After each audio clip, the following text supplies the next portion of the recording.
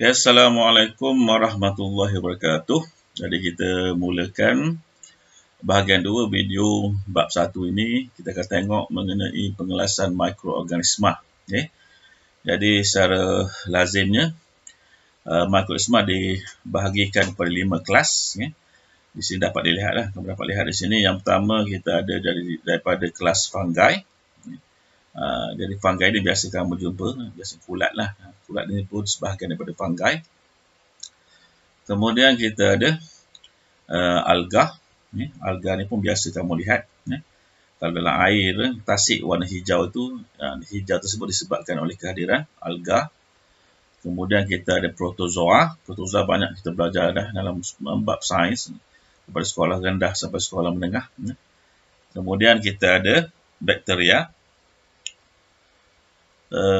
Dan yang terakhir, yang paling halus sekali, kita ada virus. Jadi ini 5 kelas mikroorganisma.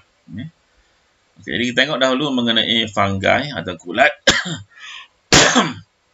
Jadi yang pertama fungi mempunyai saiz yang berbeza-beza dan boleh dilihat pada gambar foto 1.1 ni. Ini contoh yang paling besar lah, dapat kita lihat.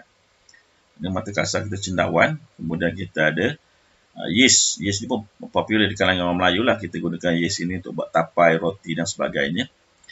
Dan kalau kita biarkan sekeping roti lembab di atas meja 2-3 hari, kita akan nampak tompok-tompok tu warna hitam. Itu merupakan fungi yang dinamakan sebagai mycorrhiza. Jadi terdapat fungi makroskopik. Makro maksudnya besar, banyak, seperti cendawan yang dapat dilihat dengan mata kasar.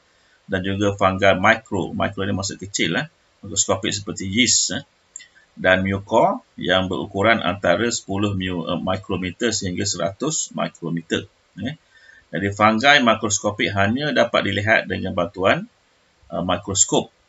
Fungi seperti mycorrhiza lazimnya disebut sini wujud berkoloni atau berkumpulan. Sebab itu kalau dapat lihat tumpukan ini. Bukan maksudnya satu tompok itu satu mycorrhiza. Sebenarnya dia merupakan satu koloni mycorrhiza. Okey, dan kita ada cabaran minda di sini. Mycorrhiza merupakan fungi makroskopik. Mengapakah mycorrhiza pada roti dapat dilihat dengan mata kasar? Jadi tadi cikgu dah beritahu, kita dapat lihat dengan mata kasar kerana ia wujud secara berkumpulan atau berkoloni. Yang dapat kita lihat itu bukan satu mycorrhiza, tapi ada beribu-ribu mycorrhiza pada satu tumpukan tersebut. Okey, untuk bentuk pula, fungi unisel seperti yeast berbentuk sfera kecil. Ini yeast. Sfera ni maksudnya bentuk macam bola lah, bulat. Kemudian fungi multisel, seperti mycorrhiza. Multi maksud banyak, dia berkumpulan. Lazimnya terdiri daripada sporangium yang berbentuk sfera dan hypha yang berbentuk berbenang. Contohnya di sinilah. Kalau kita besarkan tumpukan ini, kita dapat lihat secara individunya. Dia ada bentuk bulat di atas ni, sfera, yang merupakan sporangium. Di dalamnya ada spora. Di spora ini akan digunakan oleh mycorrhiza ini sebagai kaedah untuk dia membiak. Dan kita ada batang, seolah-olah batang ni simple sangat, ringkas. Seolah batang dan akar yang dinamakan sebagai hypha. Dari sini pun ditunjukkan untuk setiap individu yeast. Ini merupakan struktur asas yeast. Dia ada dinding sel. Jadi bila ada dinding sel, maka kita kategorikan dia sebagai tumbuhan lah. Kemudian ada membrane sel. Di dalamnya ada nukleus yang tugasnya mengawal semua aktiviti sel ini. Kemudian kita ada cytoplasma dalam bentuk matriks campuran antara cecair dan pepejal yang merupakan tempat berlakunya proses biokimia. Kemudian kita ada struktur dinamakan sebagai vacuole yang tugasnya mengawal kandungan air dalam yeast, dan kita ada granul glycogen yang merupakan simpanan makanan. Jadi ini pelik sikit lah. Kalau dalam tumbuhan biasa, simpanan makanan dalam bentuk kanji. Glycogen ini lebih kepada simpanan makanan untuk haiwan. Jadi yeast ini mempamerkan apa yang ada pada tumbuhan dan apa yang ada pada haiwan. Okey, dari segi nutrisi. Nutrisi maksudnya pemakanan. Mengapakah sel fungi tidak dapat menghasilkan makanan sendiri? Dia tidak dapat menghasilkan makanan sendiri kerana tidak ada klorofil. biasa pokok atau tumbuhan yang kamu lihat berwarna hijau. Hijau tersebut menandakan kehadiran klorofil. Jadi fungi tidak ada klorofil. Jadi bila dia tidak ada klorofil, maka dia tak dapat melakukan proses fotosintesis. Kemudian setengah fungi merupakan saprofit yang memperoleh nutrien daripada organisma yang telah mati. Yang mati, jadi dia akan mereputkan, memecahkan sesuatu yang kompleks pada ringkas. Jadi dia gunakan benda mati sebagai bahan makanan dia. Manakala setengah fungi pula adalah parasit. Parasit ni maksudnya dia hidup pada satu host, satu perumah yang hidup, dan dia gunakan perumah tersebut sebagai sumber makanan dia.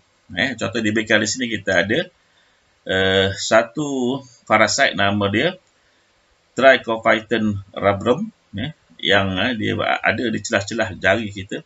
Kalau jari kita sentiasa lembab, insya-Allah akan tumbuhlah benda ni, nampak jari kita nampak berwarna putih dan berbau lah. Jadi ini merupakan sejenis fungi parasit yang hidup dengan makan kulit kaki kita. Imbas kembali di sini, apakah kepentingan fungi saprofit dalam kita nitrogen, kita karbon dan juga kita oksigen?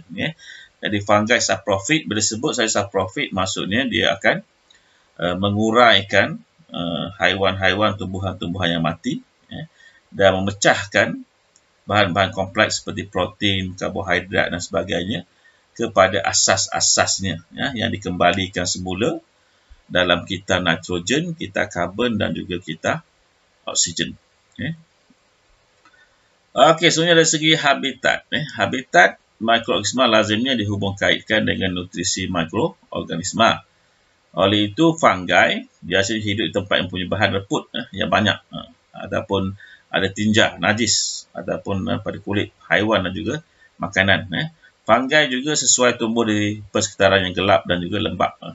Gelap kerana dia tak perlu kepada cahaya, kerana dia tidak ada klorofil untuk melakukan fotosintesis. Lembap sebenarnya adalah bekalan air pada fungi tersebutlah. Semua benda hidup termasuk fungi perlu kepada air untuk terus hidup. Jadi contoh yang diberikan sini, Trichophyton rubrum tadilah, yang ada pada celah-celah jari kaki kita yang lembap tu. Jadi dia gunakan kaki kita sebagai habitat dia dan sumber makanan dia.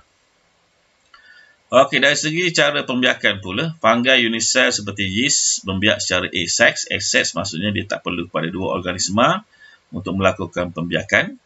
Jadi melalui satu proses dinamakan sebagai pertunasan, ditunjukkan pada darjah 1.5 ni. Yeast membiak secara pertunasan, dia menghasilkan tunas.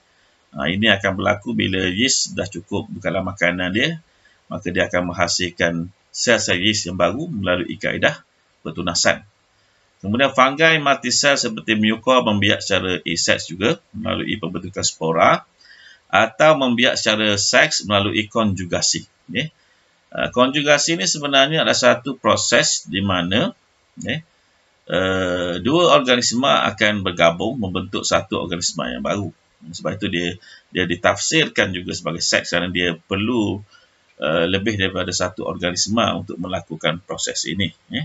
Dan biasanya pada mikroorganisma, konjugasi berlaku bila keadaan tidak berapa mengizinkan, makanan kurang, air kurang dan sebagainya. Jadi cara untuk survive, mereka akan melakukan proses konjugasi. Okey, jadi spora merupakan sel mikroskopik yang dibebaskan oleh sporangium. Apabila spora yang sangat halus dan ringan dibawa oleh angin ke persekitaran sesuai, spora tersebut akan bercambah tanpa persenyawaan. Jadi konsep ini juga ada pada tumbuhan. Contohnya pokok pakis menghasilkan spora di bawah daun dia, dan kemudian dibawa oleh angin sampai di tempat yang sesuai, yang ada makanan, yang ada air, maka berlakulah proses pertumbuhan. Manakala dalam proses konjugasi pula, pertemuan haifa berlaku, gamet dihasilkan dan persenyawaan gamet menghasilkan mycorrhiza yang baru. Di sini tunjukkan di sini, sporangium dia bertemu dengan mycorrhiza ini bertemu dengan mycorrhiza satu lagi, dan mereka bergabung. Jadi pertemuan antara haifa, konjugasi. Jadi ini yang ditafsirkan sebagai pembiakan seks, kerana perlu lebih daripada satu individu untuk membiak. Jadi kamu nak maklumat lanjut, bolehlah kamu scan pada barcode ini untuk pergi ke laman web yang memberikan penerangan lebih lanjut. Ya. Okey, jadi kita berhenti dulu di sini untuk bahagian yang kedua, bab 1. Assalamualaikum warahmatullahi wabarakatuh.